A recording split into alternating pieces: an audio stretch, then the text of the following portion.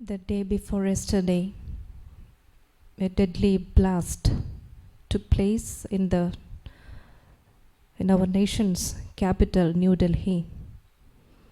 As per reports, so far more than 10 people have lost their lives and many others are injured, hospitalized.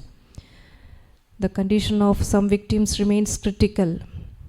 In the wake of this terrorist attack, all states have been put on high alert. Strict security checks are being carried out at airports and railway stations. Aarsha Vidya Samajam expresses deep condolences to those who lost their lives in this tragic incident and offers prayers for the peace of their atmas.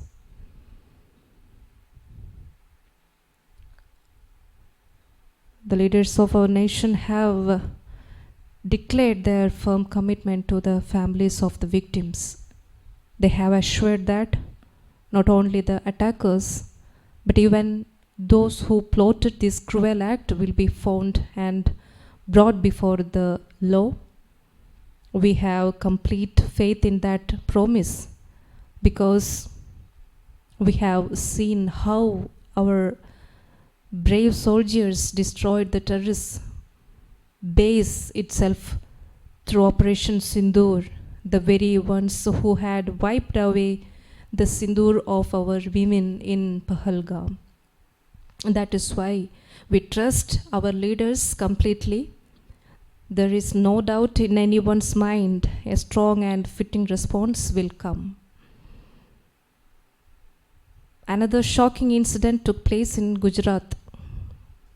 According to reports from our security and intelligence officers, we were able to foil a secret plan by a few doctors linked to Kashmir who were plotting to spread poisonous substances and kill tens of thousands of people. If that plan had succeeded, it would have been a massive massacre. Similarly, explosive weighing thousands of kilos were seized from Haryana. Our security forces also managed to prevent terrorist attacks that were being planned across India during Diwali. But even amidst all these efforts, this tragic incident still happened. One thing we must understand is this: behind these acts were people respected by society, including white-collar doctors. It's not the uneducated or the poor who are turning to Islamic terrorism. We must clearly understand that. No matter how developed a region becomes, even if the government spends public money to educate and train someone to become a doctor, when a doctor is made, we know the nation invests heavily from taxpayers' money. Such people who are supposed to value and protect every human life, who are the ones we approach with full faith in times of distress, have chosen to commit these horrific acts. That is truly shocking. Who can we trust now? If our life or that of our loved ones is in danger, these incidents make people hesitate even to approach someone with a Muslim name. And when this is said, it's pointless to dismiss it as Islamophobia. This fear doesn't come from now here. It's born out of repeated incidents like this. This is not a phobia. Phobia means a fear without reason. But this fear has a reason. If someone runs away screaming because they saw a cockroach in the room, that's phobia. If someone says, They are scared of dark or ghosts. That too is a phobia. But if a mad dog comes charging to bite, running away is not a phobia. It's a reasonable fear because we know what will happen if the dog bites, isn't it? If there's a snake in the room and we move away or run out, that's not phobia either. That's a natural, justified fear. If we don't act carefully in such a situation, our life could be in danger. Our family will suffer.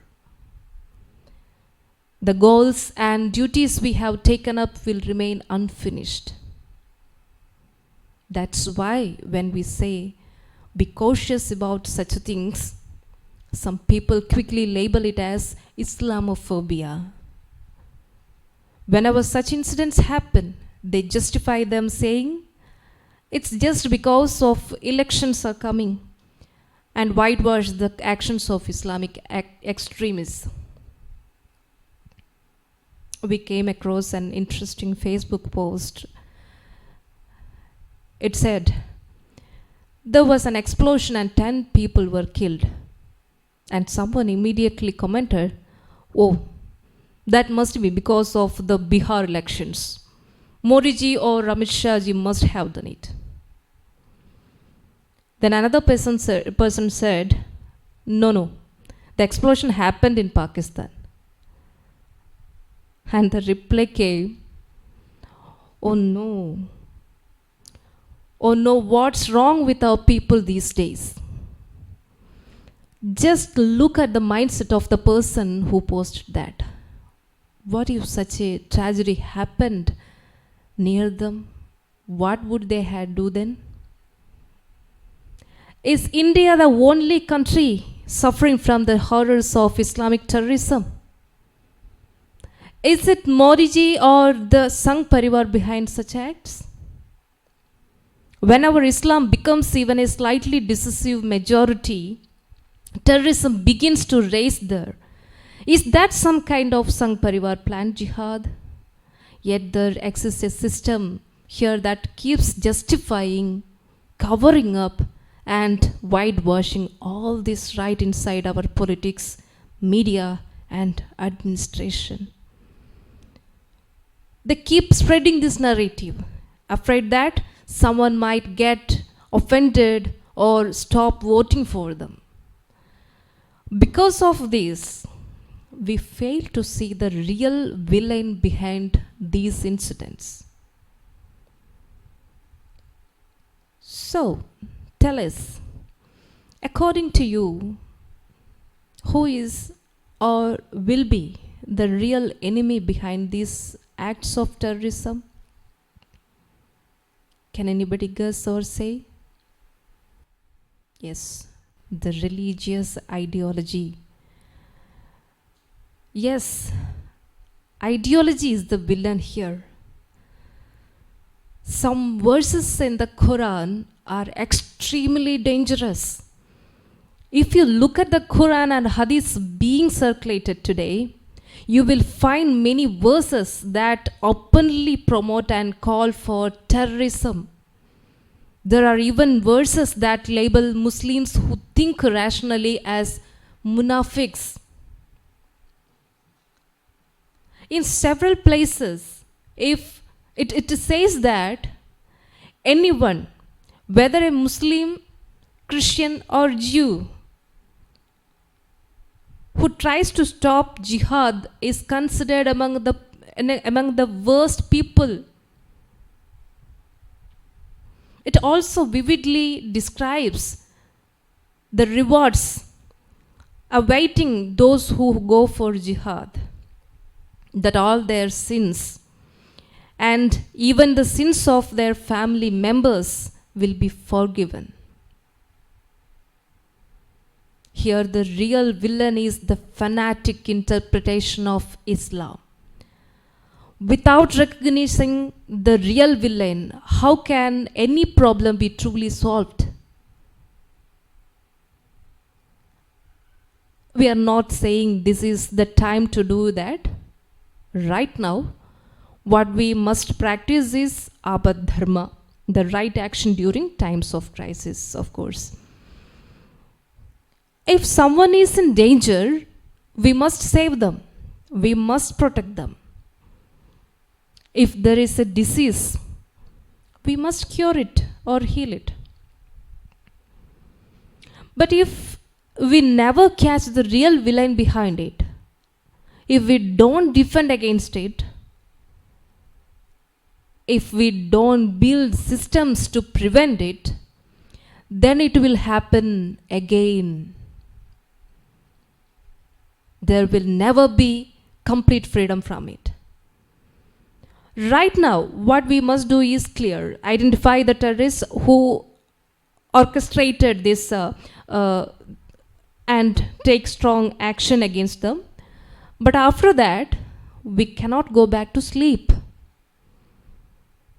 Along with the action, we must also ask what ideology turned doctors and ordinary people like us who should be living peacefully into such ruthless terrorists. If we don't examine that ideology deeply, and if we don't decide to remove it from society, then this suffering, this so-called jihad, will never end. It is because we fail to do this that such repeated attacks and explosions keep happening. Some say it's Pakistan. Yes, it is. But how did Pakistan come to be? Some say it's Bangladesh. Yes. But why did Bangladesh come to exist? It all happened because of religious fanaticism. They were once our own brothers, the true heirs of Sindhu civilization. But over time, they changed their religion or were made to change it. Slowly, they drifted away from their Samskriti, from their roots. A mindset grew that began to see our ancestors and dharma with hostility. They started viewing our divine symbols, our Ishvara Pratikas, as something evil. Destroying temples, breaking the vigrahas or the sacred idols of Ishvara and Devatas came to be seen as a holy act that earned the title of Butshigan, the destroyer of idols. And killing Hindus, imposing jizya, converting people, all these became deeds that brought the title of Kasi. How did such a situation come to be?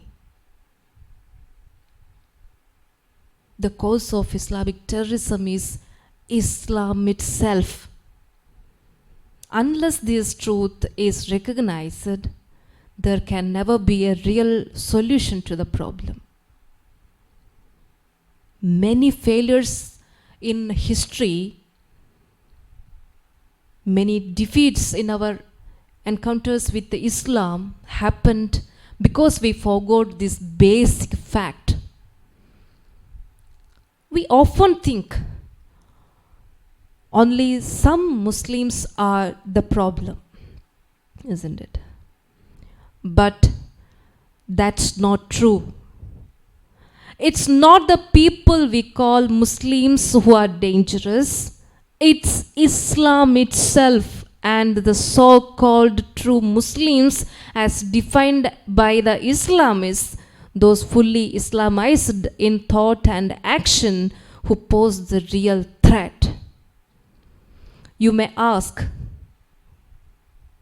aren't there good Muslims too? Of course, there are. There are Muslim brothers and sisters among us who value humanity, who think with compassion. Every religion has such a people. Those shaped by their family, life experiences, books, and interactions, who give importance to human values, of course.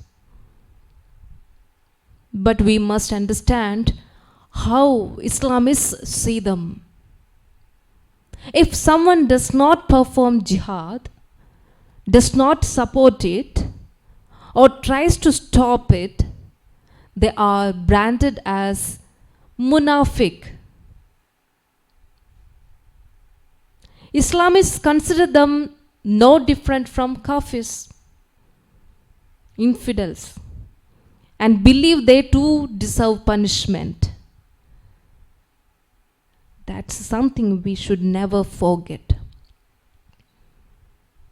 You may often see some Muslims making offerings at the temples.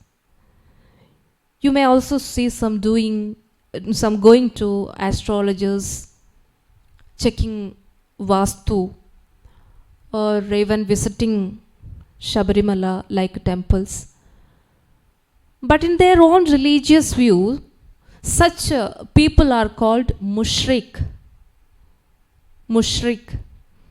Those who associate others with Allah. They are called mushriks.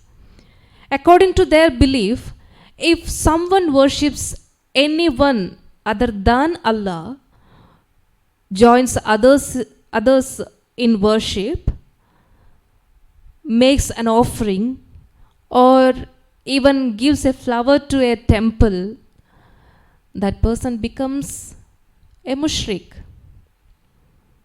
This is how they see even their own people who do such acts. There are ex-Muslims who have realized the dangers within Islam, left the religion, and now openly expose its truths. There are also Muslims who think deeply and honestly, in fact, perhaps even more than many Hindus. For that, they deserve appreciation. But the problem is, the Islamists see them as murtads, apostates. When we say that Muslim is a good person, you may be completely right, but in the eyes of an Islamist, that person could be a murtad, one who left the true faith, according to them. A mushrik, one who associates other gods with Allah, or a munafiq, a hypocrite. For them, all of us, Hindus, Christians, Jews, all are kafirs, non-believers. At the same time, Sunnis call Shias kafirs. Shias call Sunnis kafirs. And both consider Ahmadiyas and Sufis kafirs. They are constantly in conflict among themselves. Their leaders decide who is a kafir. And once declared so, jihad is declared against them. When such acts of terrorism happen, they must definitely be met with armed strength. The intelligence system must be strengthened. Everyone who supports or conspires in such acts must be caught. Those who fund them, organize people, provide vehicles, all must face the law. But while we act against those who do these things, what should we do about the ideology that inspires them? If the government finds it difficult to tackle that ideology root, then Aarsha Vidya Samajam can play a major role in that. That is exactly the vision behind our movement, our great movement, Sudarshanam Global Service Mission. I don't think there's any point in going to these terrorists like this, because we can bring someone back only if three conditions are met. First, they must have common sense. These people don't even have that anymore at this state. Secondly, they must have the mindset to talk. But even when they come for talks, they come with bombs in their hands in present situation. Thirdly, they must have the courage to stand by the truth once they realize it. Only those who have these three qualities can be brought back. People like this definitely need weapons and laws to deal with them. That's right. But think, how many can we lock up? How many can we execute? When millions have already been radicalized and are marching ahead with the different kinds of jihad, we need to understand one thing: we are only seeing those who explode right in front of us. There are people who support them, sponsor them, and even defend them. When action is taken against such people, there are others who put on the mask of human rights activists and appear on media panels just to justify and whitewash their actions. If anyone speaks against these attacks, they are immediately branded Islamophobic, and a whole army races to attack them. There's a big network behind all this. Calling them just a sleeper cell is not enough. They are active, organized, and working like jihadis themselves. What are we going to do about them? Long ago, a few voice clips came from ISIS in Malayalam, from the ISIS terrorist groups. In those clips, they said things like, you all might have heard. They said, when you go to a place during local festivals, make elephants go mad. Mix poison in what we call payasam, in the prasads. Kill people with knives, guns, or bombs. The voice clip was made by Abdul Rashid Abdul from Kasargod. He was the head of department at the Peace International School run by M.M. Akbar. He was not a poor or jobless man at all. This Abdul Rashid Abdul. Where did he send this voice clip? To whom he sent it? It spread widely among Muslims. The intelligence bureau got hold of it, but they still couldn't trace exactly who all received it. Shouldn't we try to understand those links? That investigation is still not over. And who recruited these people and sent them there? Can anyone just go and join ISIS like terrorist group like that? Can you or I simply walk in and join them? There are some people here who are connected with them. The ones who call and say, he or she is our person, you can trust, and let them join a group. Many people here don't even care to find out what's really happening. They only wake up when a bomb explodes right under their feet. Places like Kerala and West Bengal need much more attention. In states like Kerala, West Bengal, Tamil Nadu, and Karnataka, there's an unfortunate softness in dealing with terrorism. When Rohingya Muslims and Bangladeshi Muslims come and settle here, they are given voting rights. They are added to the voters list. They are helped to get Aadhaar cards and even passports. There's a powerful lobby behind all this. And if anyone tries to act against them, there will be huge protests. Even some fake judges in certain courts seem to be part of this network.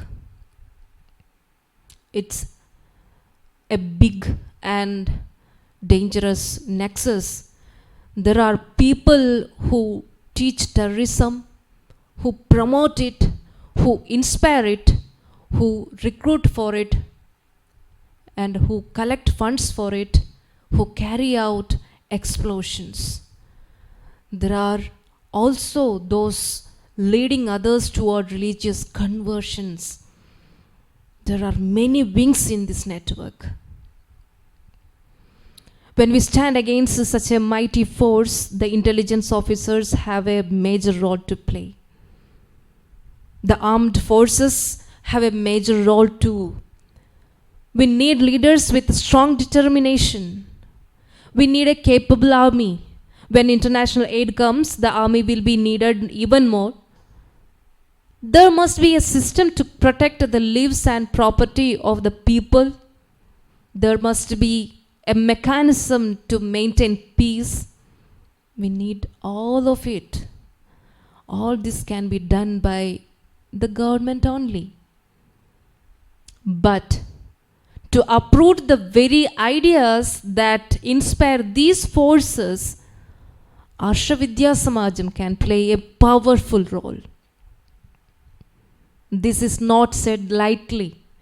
Many of the frontline workers of Aarsha Vidya Samajam, if they had not come here, might have become terrorists or speakers, debaters, or teachers who spread extremist ideas. Some might have gone down that path. What brought them back was these Sudarshanam and Adhyatmika Sastram courses. Now the relevance of Aarsha Vidya Samajam is becoming clearer and stronger. People thought that by giving jobs and education to the people there, by bringing that region to its highest stage of development, terrorism could be wiped out. Do you know how many crores of rupees different central governments have poured into Kashmir with that belief? Students from there were even given the freedom to come to Delhi to study and also to shout slogans about breaking Bharat into pieces. And yes, there are people who still stand with them, supporting that madness. We must understand their true colors, their true nature. We, on the other hand, go on laughing and living casually. In Pahalgam, those who were killed were executed right in front of their own relatives.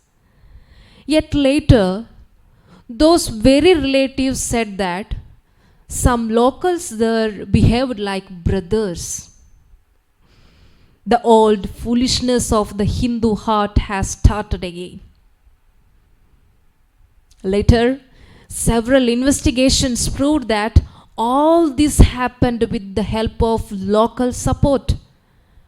When tourists visit that particular place, it's the Muslim community there whose business grow. Still, instead of valuating the wealth, many chose to side with the terrorists, to hide them, to pass on information to them, to help them reach their targets. That's why it became so difficult for us to find and stop them. Even now, these same people who are called our brothers in Kashmir, yes, the very same ones dressed as doctors are the ones coming here. It doesn't matter how many jobs you give them, how many medical degrees you award to them, how many medical colleges you build for them, or how many crores you spend for them. Nothing will change, because they are being promised something far greater, eternal comfort and luxury in heaven. That is how they are being tempted. So what's the point in talking to them about development or education? In many madrasas, even students who study just for a short while are given certificates. In Kerala too, there's even a system that treats a madrasa certificate as equal to +2 or SSLC, even without attending a regular school. So how will true awareness ever arise in such a system? Shouldn't the syllabus of madrasas be checked too? Don't you think so? There are many serious things the government needs to do. Of course, there are things that only the government can do. But there are also things where the government has its own limits, and in those areas, we all have a major role to play. The courses of Aarsha Vidya Samajam are designed exactly for that purpose. We will talk about this in detail during the Sudarshanam class. In the Sudarshanam session on Sunday, we will explain the complete plan. So please be attended those classes. First, we have our courses and classes. We conduct 2 different types of courses. You know, that's where our real strength lies. That's the center of power. Secondly, we organize camps. Thirdly, through small and large public programs, we aim to awaken and unite people, to spread awareness among the masses, because there's no other way. The extremists are recruiting people into terrorism by first indoctrinating them. So we must create awareness among the people through people. There's no alternative. That's the third and most vital path. Fourth, if people who have fallen into such groups or ideologies come forward and are willing to talk, if they have some common sense, and if they have a readiness to stand on the side of truth, when these 3 conditions are met, Aarsha Vidya Samajam can bring them back. This can be done through Sudarshanam de-radicalisation course, through Sudarshanam de-radicalisation counselling. Fifth, that we are going to do next is to create a digital platform that helps interested people free themselves from such dangerous thought patterns without needing anyone's personal help or even a counselor. Because talking to just one person itself takes hours. How many can we possibly speak to? But if they truly wish to learn, just a few hours will be enough. But to teach the right things to people who have been radicalized like this, we must first clear away all the brainwashing they have gone through. Each person needs hours of personal attention. They don't come all together. And even if they do, it becomes a problem because of the group mind effect. So we have to deal with each one individually, giving personal focus. But we don't have enough people for that. That's why we are developing a system to reach them directly through digital platforms without depending on anyone else. We hope it will work effectively, very effectively within the next year or two, because this is a large and detailed plan. A person should be able, through this digital platform, a person should be able to answer yes or no type of questions just by clicking and each reach the right answer. No need for someone else's help. There should be a big modern system that combines today's powerful AI systems. But it should be our own AI, not like today's ChatGPT. ChatGPT and others are designed to whitewash Islam and serve business interests. That's why you see such election results in America. They only realize Islam's darker side when they get hit themselves. Until then, they keep helping people like these. It was America that was helping Bin Laden and all of them. Only after the attacks on their buildings on September 11 did they attack Afghanistan and Taliban centers. But even then, they never caught the real villain. They kept thinking that the Taliban were the problem. It's not just the Taliban. ISIS, Jaish-e-Muhammad, Lashkar-e-Taiba, Simi, Indian Mujahideen, or the Popular Front that are the problem. The real villain behind all of them is jihadi ideology that drives and inspires them.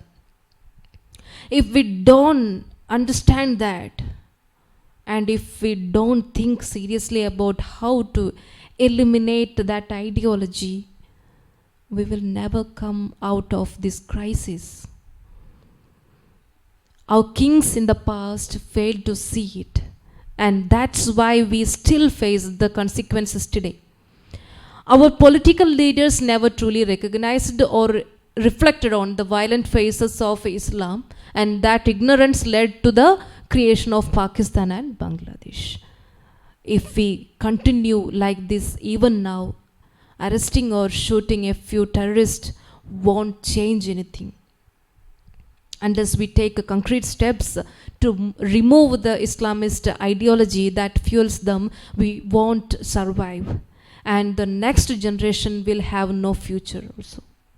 Otherwise, we will end up living under Islamic rule, watching it unfold before our eyes. It's absolutely necessary that everyone's attention is drawn to this matter as soon as possible. That's why we are going to meet all the concerned people, as we mentioned in previous classes.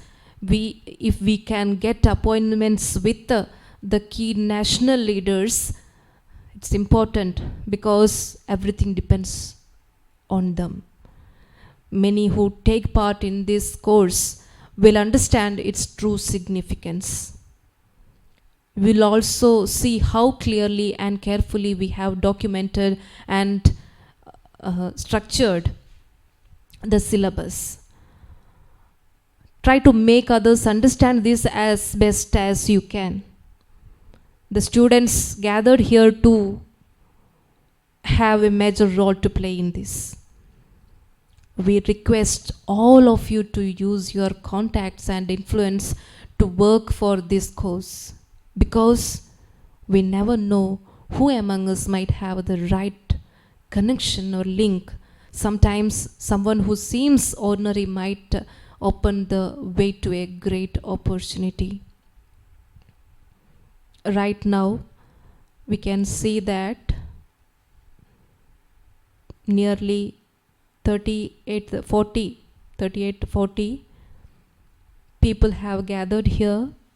Among your contacts, you may have connections with some distinguished individuals. Of course, everyone is special in their own way, no doubt about that. But if you have contacts with very important persons who hold greater influence in society, not just financially but also socially, economically or administratively, please inform Aarsha Vidya Samajam. Through them, we can arrange meetings and explore how we can take this program and this system to every part of the world. So we were saying, through this Sudarshanam Global Mission, very first, we have our courses and classes. We conduct 2 different courses. And secondly, we organize camps. And thirdly, sorry, I had to mention it earlier. It was a great mistake. We plan to carry out an awareness campaign in our own unique way, we said earlier. For that, our cultural team is already prepared. We have a project called Bharatam, a creative blend of documentation, documentary, dance, music, and instrumental art, bringing together all aspects of our cultural expression. We are presenting it in multiple languages. It's already done in Malayalam and Kannada, and now being prepared in Hindi. And the 4th action through Sudarshan Global Service Mission is counselling or de-brainwashing. This is anti-indoctrination, de-radicalisation counselling, meant to bring back those who have gone through brainwashing. Through this, we have brought back thousands of people. It's a trusted and proven process, well known to everyone. We can proudly say that ours is the only movement today capable of bringing people trapped in these 6 types of brainwashing back to Sanatana Dharma. And 5th, what we are doing now is creating a digital platform, as we said earlier, without the help of anyone, not even a counselor, to guide willing people away from such dangerous thought patterns. Similarly, our next step is to bring in full-time and part-time workers. We have posted advertisements many times for this. Even if each of you can spare just a little of your time, it will greatly help this divine mission. Similarly, we have decided to form action committees and advisory committees in every place. Through these, we can do as much as we can ourselves. Later, under the leadership of these action committees, we will be able to carry out grassroots awareness and community mobilization activities.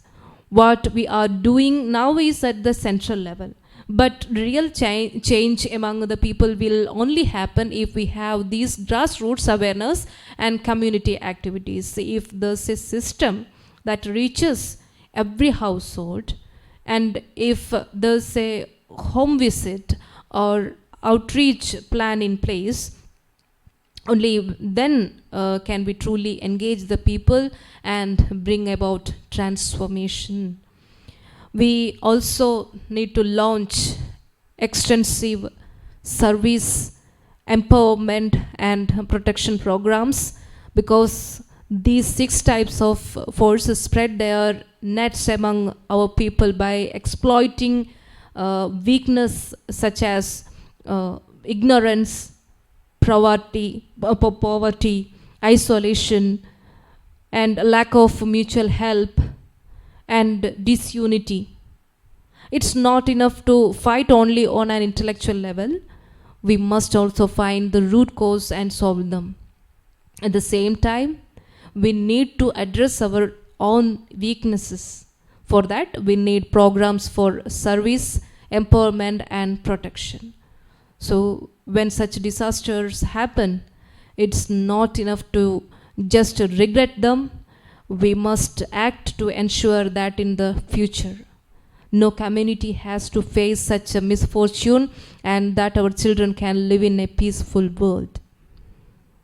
The medicine for this is ready. The cure is ready. This is like a protective vaccine. It is the path of dharma, the real strategy for solving problems. But for it to work, everyone must pay attention and take it seriously.